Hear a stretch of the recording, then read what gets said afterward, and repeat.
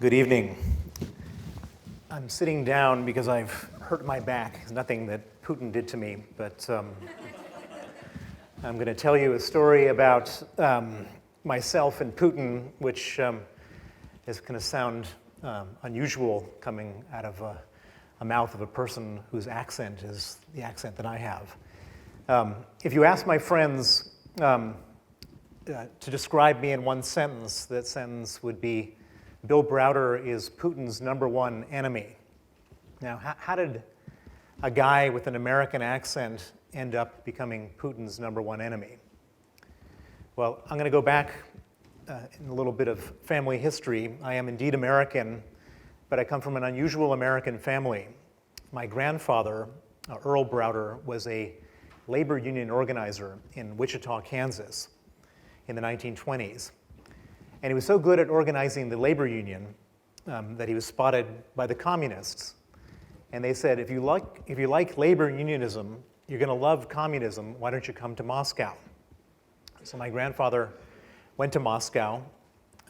He did the same thing that many young American men do when they go to Moscow. He found a Russian girl who became my grandmother. My father was born there, and then 5 years later, they returned to America, and he became head of the American Communist Party.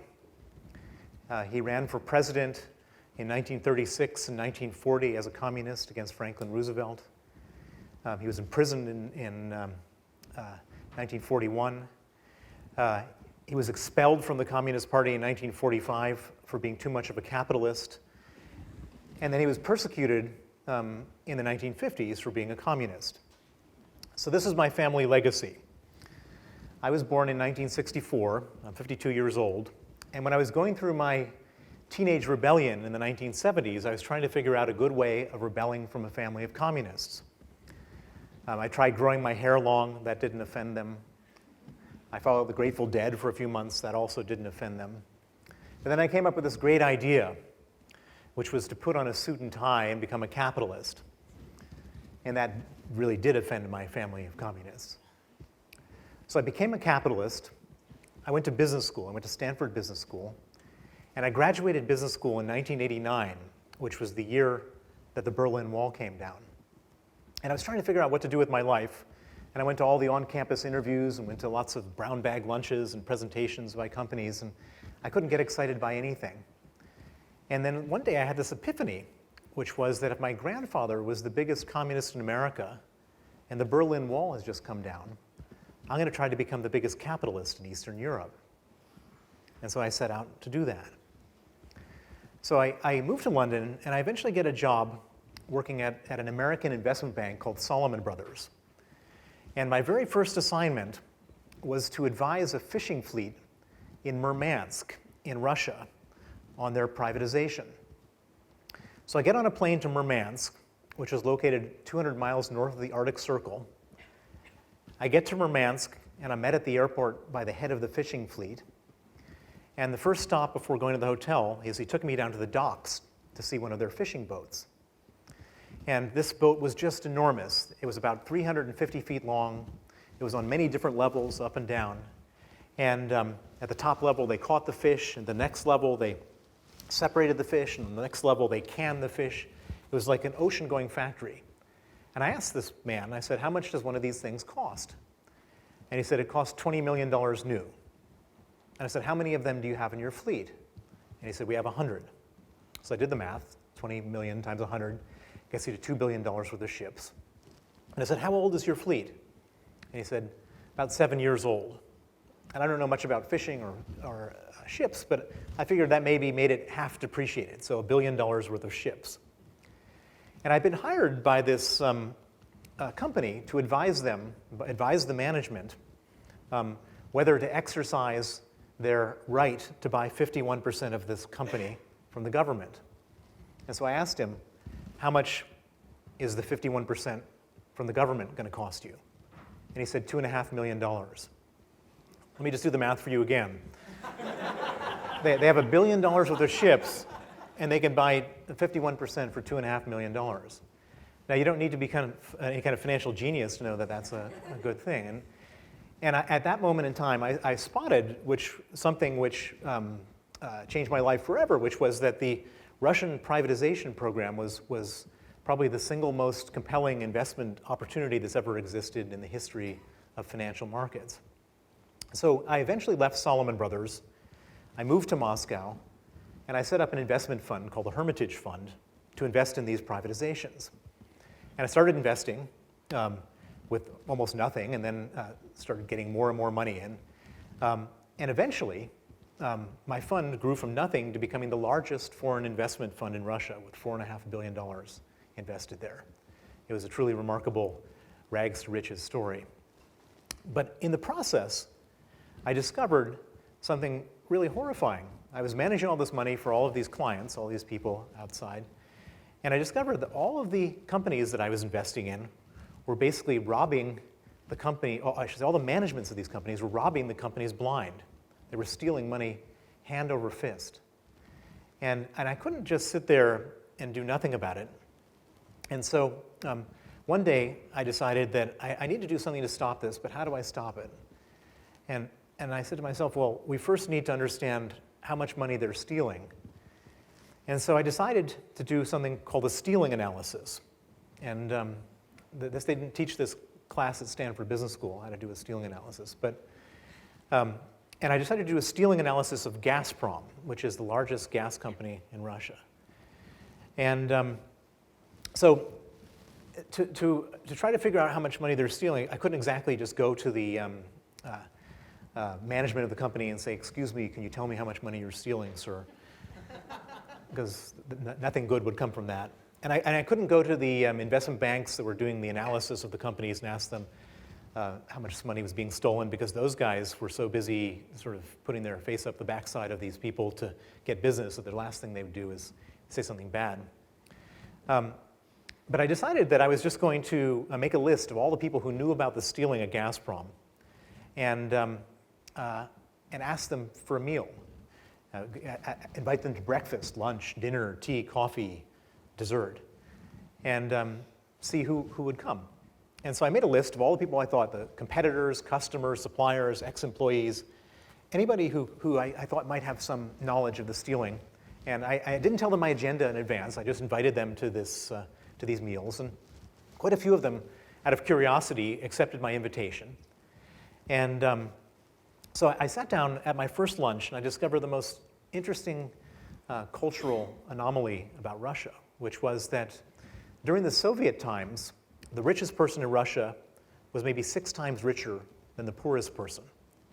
By 1999, the richest person in Russia had become 250,000 times richer than the poorest person. And that disparity of wealth in a 10-year period poisoned the psychology of a whole country. And so people started to, the moment I asked the question, which was how much money is being stolen or what's being stolen, people started spilling their guts to me.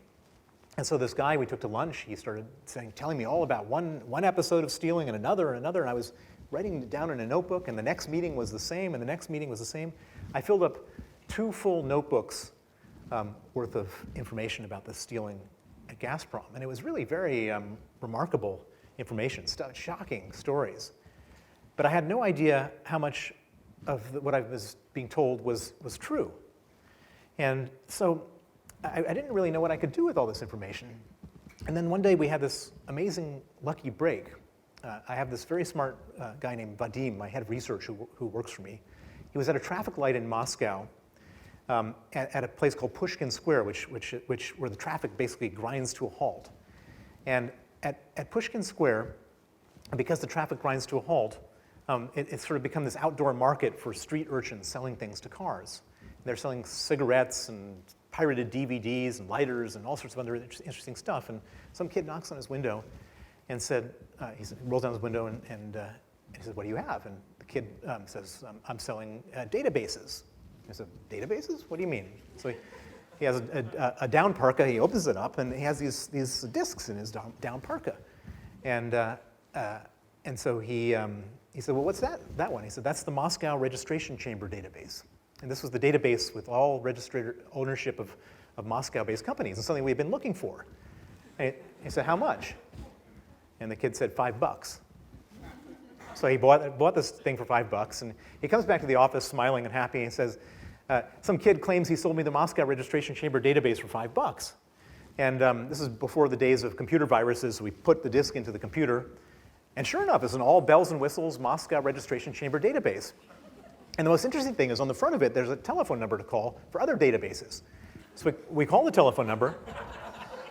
We get all the other databases, and we were able to then take all the notes we have in our notebook, compare it to the databases, and we determined the most unbelievable thing I've ever seen in my life, which was that between 1996 and 1999, the management of Gazprom had stolen oil and gas reserves equal to the size of Kuwait out of the company, and nobody knew. This is a remarkable statistic. That's the first most impressive thing. The second most impressive thing, and let me preface the second thing by saying that at this point in time, when we were doing our analysis of Gazprom, it was trading at a 99.7% discount to the valuation of Exxon or BP per barrel of hydrocarbon reserves, because people were sure that everything had been stolen out of the company. They just didn't know what. The second most impressive thing that we learned about Gazprom is that the oil and gas reserves the size of Kuwait only represented 9.65% of Gazprom's total reserves, which meant that more than 90% was still there. So the market was valuing this company at a 99.7% discount because everybody thought everything had been stolen. And we had discovered through this weird research process that more than 90% is still there. Now, in the world of investment management, when you see that type of disparity between perception and reality, what do? Well, to use a highly technical financial term, we bought the shit out of the stock. We bought as much Gazprom as we could possibly get. And normally, as a fund manager, this is where you stop. You do your research, you find something, you buy it, then you wait for the rest of the world to find out. But I couldn't wait for the rest of the world to find out. I wanted the world to find out quicker. And so I took the documents that we had prepared, I broke it into 7 chapters. I shared the first chapter with the Wall Street Journal, the second chapter with the Financial Times, the third with Business Week, et cetera. They all wrote stories about the theft at Gazprom. That led to more stories from the Russian press. That led to parliamentary debates about whether it was a good thing or a bad thing for the management to steal all these assets at Gazprom. More stories. That led to the management of Gazprom hiring PricewaterhouseCoopers to prepare a report to say it was a good thing to steal these assets. More stories. In the end, there were more than 500 stories written from our analysis about Gazprom. And then the strangest thing happened. At the annual general meeting the next year, Vladimir Putin stepped in. He had just become president. He stepped in, and he fired the CEO of Gazprom. So he fires the CEO of Gazprom, and what happens? He replaces him with a new guy, and the share price goes up 138% the next day. The share price doubled again, and then doubled again, and then doubled again over the next few years. Between 1999 and 2005, the share price of Gazprom went up 100 times. And it became my single largest investment. And obviously, I felt pretty good about myself. So I decided to do this at a few other companies. And for a while, it worked perfectly while Putin was fighting with the same guys I was fighting with. But then one day, he arrested the richest guy in Russia, Michael Khodorkovsky, put him in jail, and put him on trial. And when the richest guy in Russia was sitting in jail, all the other rich guys, all the oligarchs, looked at the richest guy and said, I don't want to sit in jail. So they went to Putin and said, what do we have to do to not sit in jail? And Putin said 50%. Not 50% to the Russian government or 50% to the presidential administration of Russia, but 50% to Vladimir Putin. And from that moment in 2004, Vladimir Putin became the richest man in the world. I would estimate he's worth $200 billion right now. And unfortunately for me, the more I carried on doing all these exposés, the more I did these exposés, I was no longer going after his enemies, I was going after his own personal financial interests. And it came back to hit me hard on November 13th, 2005. I was flying back from London to Moscow I had been living in Moscow at this point 10 years. I arrive at Sheremetyevo Airport. They grab me at the airport. They stick me down in the detention center of the airport. They keep me there for 15 hours. And then they deport me and declare me a threat to national security. So when the Russian government turns on you, they don't tend to do so mildly. They tend to do so with extreme prejudice. And I knew that this was not the end of my problems. This was probably just the beginning.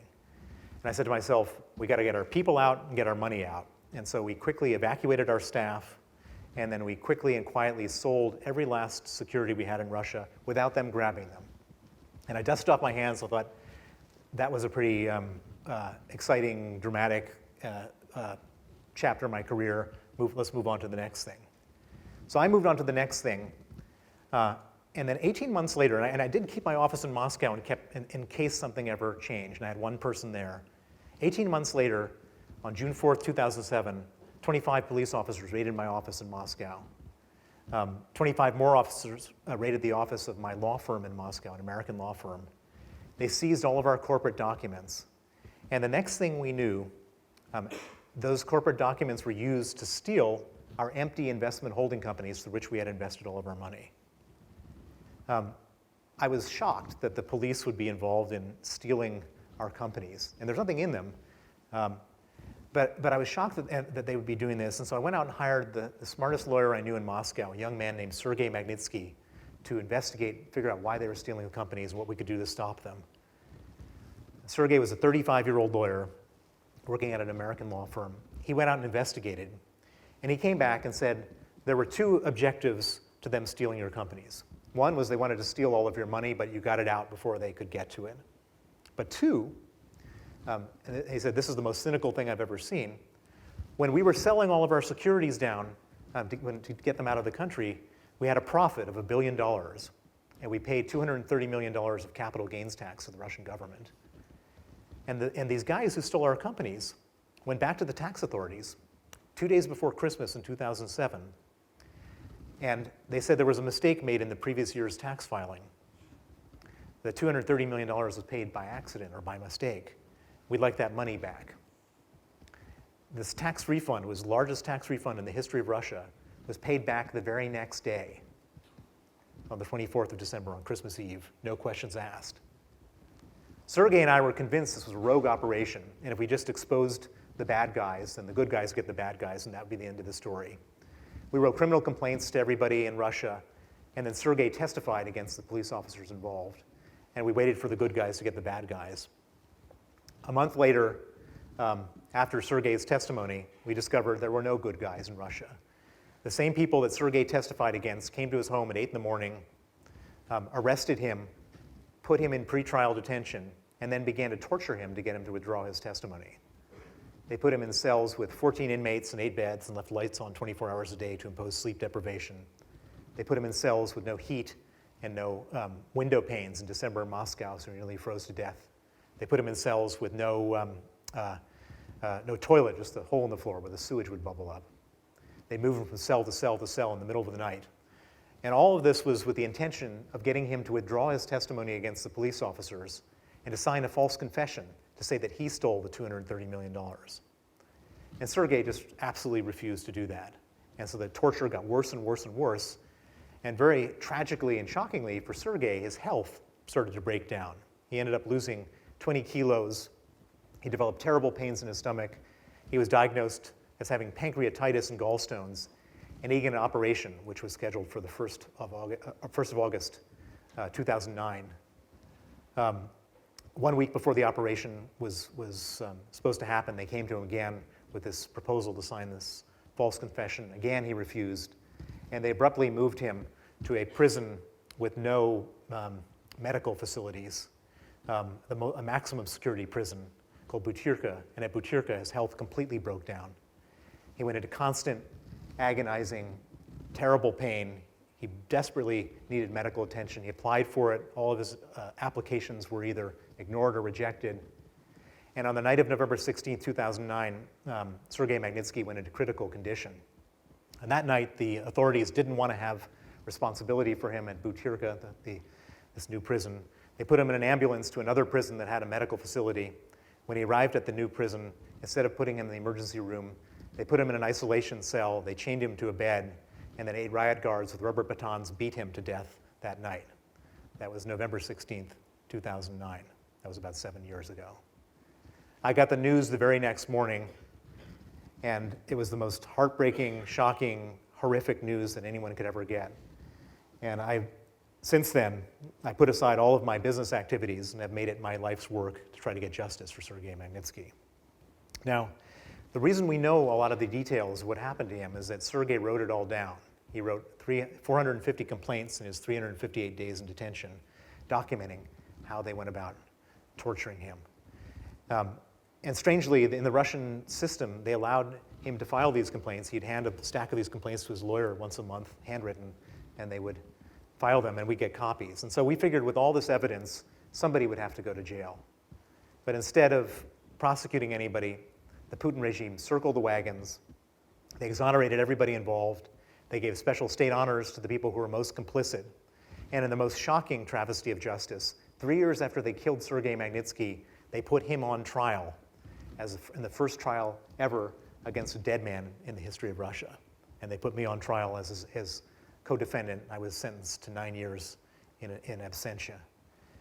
It became obvious that there was no chance of justice inside of Russia. So we said, how do we get justice outside of Russia? And I looked at this thing and I said, the guys who killed him did it for money. He exposed $230 million and they didn't want it exposed. And those people who stole the $230 million, they don't like to keep their money in Russia because it can be stolen from them. They like to keep it in the West. And we've all seen dubious Russians traveling to the West, spending their money in the West, fancy hotels, fancy cars, villas, etc. And so I came up with this idea, if we could take away their visas and freeze their assets, it's not justice in the truest sense of the word, but it is better than nothing at all. And so I took this idea to Washington. And I presented this story I've just shared with you to Senator Benjamin Cardin of Maryland. He's a Democrat. And then I took the story to Senator John McCain, Republican from Arizona. And I said, can we freeze their assets and ban their visas, the people who killed Sergei Magnitsky? And they said, yeah, we can do that. Why don't we make a Magnitsky law? And so in October of 2010, they proposed a Magnitsky law, which just would go after the people who killed Sergei Magnitsky. They introduced it to Congress, and the very next day, their phones started ringing from other victims of terrible crimes in Russia. And people started coming forward and saying, you've hit the Achilles heel of the Putin regime. They do their terrible crimes in Russia, and they keep their money in the West. Can you add the people who killed my brother, my mother, my father, my sister to your law? And they realized after about a dozen of these calls that they were onto something much bigger than one case. And they added 65 words to the Magnitsky Act to include all gross human rights abusers in Russia. And then this thing went viral. And in November, at the end of November 2012, it went for a vote in the Senate. It passed 92-4 in the Senate. It's the one thing people could agree on in Washington. It passed 89% of the House of Representatives. And on December 14th, 2012, President Obama signed it into law. There are now 39 people on the Magnitsky list whose assets are frozen, who can't open a bank account anywhere in the world because their name is on the Treasury sanctions list next to Al-Qaeda and ISIS terrorists and Colombian drug cartel barons. But most interestingly, it's such a good idea that they've decided to make it a global Magnitsky Act. And the same senators have now introduced a global Magnitsky Act to punish bad guys everywhere. It's passed unanimously through the Senate. It's now working its way through the House, and hopefully it'll pass before the end of this Congress. I'll never be able to bring Sergei Magnitsky back, but the fact that his name is on a law which punishes human rights abusers and scares human rights abusers, so perhaps some people won't do terrible things, is a small consolation for the terrible sacrifice he had to make. Thank you very much.